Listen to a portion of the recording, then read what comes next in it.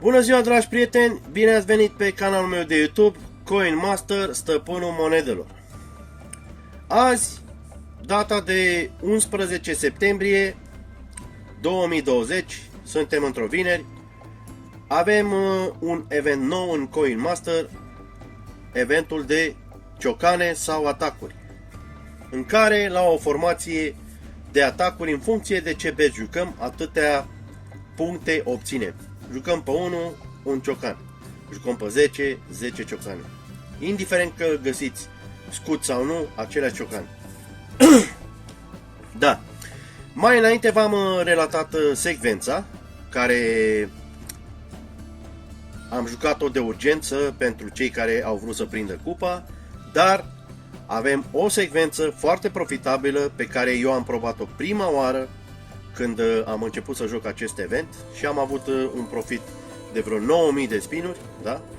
Dar în această secvență va trebui să aveți extrem de multă răbdare, oameni buni și dragi prieteni. Extrem de multă răbdare. De ce? Pentru că veți obține formația de ciocane sau atacuri de foarte multe ori la Betor 1. Dar în schimb nu veți avea pierderi de spinuri. Nu veți avea nicio pierdere de niciun spin. Și de asemenea vă recomand cu cea mai mare încredere să folosiți această secvență înainte la secvența care am postat-o acum câteva ore. Bun. Înainte să relatăm secvența, o să vă repet pentru cei care nu v-ați uitat în primul clip și vă uitați în acest clip. Cei de la Monoactiv sau dezvoltatorii acestui joc au impus niște reguli foarte stricte față de anii trecuți sau înainte de 2 luni, 3 luni, da?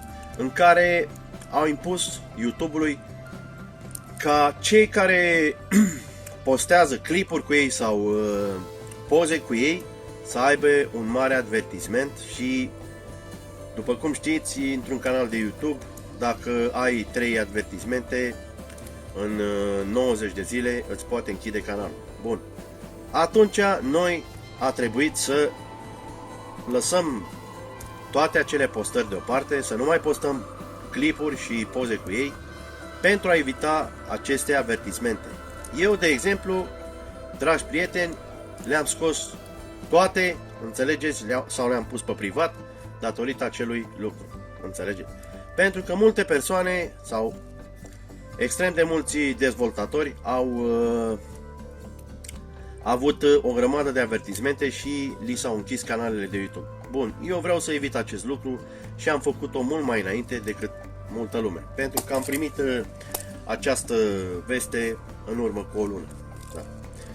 Bun, înainte să relatăm de asemenea secvența aceasta, care este o secvență extrem de simplă, extrem de ușoară, țin să menționez celor noi veniți în canalul meu de YouTube, apăsați acel clopoțel de jos de acolo și abonați-vă la canalul meu de YouTube pentru a obține ori de câte ori postez eu câte o secvență, pentru a obține secvența și strategia care folosesc eu ori de câte ori joc acest joc. Da? Este calculată de mine personal, este studiată de mine personal și probată în prealabil înainte de a o posta. Ori de câte ori eu postez câte o secvență, eu o probez în 2 sau 3 conturi diferite pentru a vedea diferențele. Chiar pentru cei care sunteți cunoscători, probez pe diferite VPN-uri, adică gen poți să-ți instalezi un program VPN pe telefon în care dumneavoastră puteți să vă setați în ce țară vă aflați cu telefonul în acel moment. Gen, de exemplu, dacă eu sunt în Anglia și nu vreau să apar că sunt în Anglia și vreau să apar că sunt în Hong Kong sau în România sau în Statele Unite sau în altă țară, eu îmi setez de acolo VPN-ul din țara respectivă și voi figura în programul Android sau iOS, adică Apple, iPhone-uri și etc. sau Samsung-uri și alte alea, că sunt în țara respectivă. Bun. Și acum haideți să începem să vă relatez un pic secvența. Se tratează, ca de obicei, secvența este aici și se tratează de 28 de rotații la bet ori 1, 7 rotații la bet ori 20, 7 rotații la bet ori 40, 7 rotații la bet ori 80, iar pe 100 până la obținerea formației de atac sau ciocane. Deci cam aceasta este secvența, dar ca și în clipul anterior se tratează de o secvență cu extra secvență.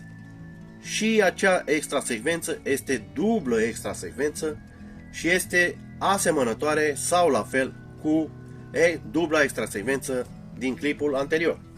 Și de asemenea se află aici extra secvența, iar explicația pe scurt este aici. De ce spun lucrul ăsta? Probabil că sunt persoane care nu aud, înțelegeți, și doar se uită. Bun, uitându-te, poți vedea aici secvența, poți vedea aici extra secvența și o mică explicație aici jos. Bun, dar eu acum o să o explic vocal.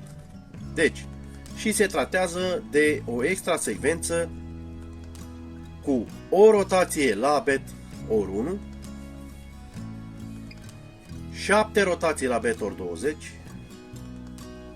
7 rotații la bet ori 40, 7 rotații la bet ori 80, iar la bet ori 100 până la obținerea formației de ciocane sau atacuri.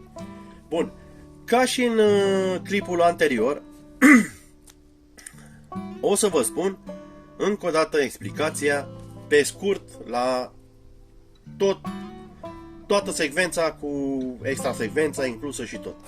Deci, să zicem că dumneavoastră începeți, folosiți această secvență, dați 28 de rotații la bet ori 20 și la bet ori 1, scuzați, deci vă repet încă o dată, dați 28 de rotații la bet ori 1, după care dați 7 rotații la bet ori 20, după care dați 7 rotații la bet ori 40. Dar aici calculăm. Deci 28 cu 7 sunt 35. Deci automat la 35 de rotații activăm extra secvența. Asta ce înseamnă? E mult mai simplu. Deci dăm 28 de mâini, dăm 7. Din start, dacă am început cu betul 40, din start trebuie să ai în cap că trebuie să activezi extra secvența. Extra secvența trebuie activată de 2 ori la rând. Deci semnifică că este o dublă extra secvență. Să zicem că am luat aici la bet ori 40, activăm această extra secvență, dăm o rotație la 1, 7 la 20 și să zicem că pe bet, bine, la orice bet, la bet ori 1, la bet ori 20, 40, 80, 100, la orice bet dacă obținem formație de atac și ciocane, o refolosim încă o dată. Deci îi mai rulăm o dată extra secvența. Înțelegeți? Încă o dată o rotație pe 1, după care 7 pe 20 și etc. până când obținem formația de ciocane. Imediat după ce am folosit de 2 ori formația de ciocane în extra secvență, revenim în secvența inițială. Înțelegeți? Secvența inițială în care dacă obținem formație de ciocane, ori de câte ori obținem formație de ciocane, pe bet ori 1, repetăm secvența ori de câte ori. De-aia vă spun, este o secvență care o să trebuiască să vă înarmați cu multă răbdare, pentru că veți obține de extrem de multe ori formație de ciocane la bet ori 1, dar dumneavoastră trebuie să o repetați în continuu. Eu, de exemplu, sincer să vă spun, am obținut-o chiar și de 10 ori la rând sub 28 de rotații. Dar de asta se tratează să facem un joc de profit, un joc în care să avem un profit maxim de spinuri, de monede și să avem eficiență în acest joc, fără să folosim bani reali sau alte metode de a obține spinuri, gen spinul zilnic și una alta, înțelegeți? Așa. Bun. Deci, cam aceasta a fost, dragi prieteni, secvența din ziua de azi, a doua secvență de ziua de azi. pe care eu o să vă rog să o distribuiți cât mai mult, ca multe persoane să beneficieze de secvențele mele, de asta, de cealaltă, așa, și să nu folosească bani reali sau alte metode de a obține spinuri, înțelegeți? Și să folosim decât prin matematică, calcule matematici și să, cum să vă zic eu, să avem un profit maxim de coins în acest joc, să le arătăm la oameni cum jucăm cu profit. Bun, și înainte de a încheia acest clip, o să-i rog încă o dată pe cei noi veniți în canalul meu de YouTube, abonați-vă, dragi prieteni, apăsați clopoțelul, dați-mi un deget în sus, un like mare, frumos, dați-mi o distribuire masivă, da, dragi prieteni, și ce să vă zic, vă doresc un weekend plăcut la toată lumea, vă pup, al vostru Moncler. La revedere!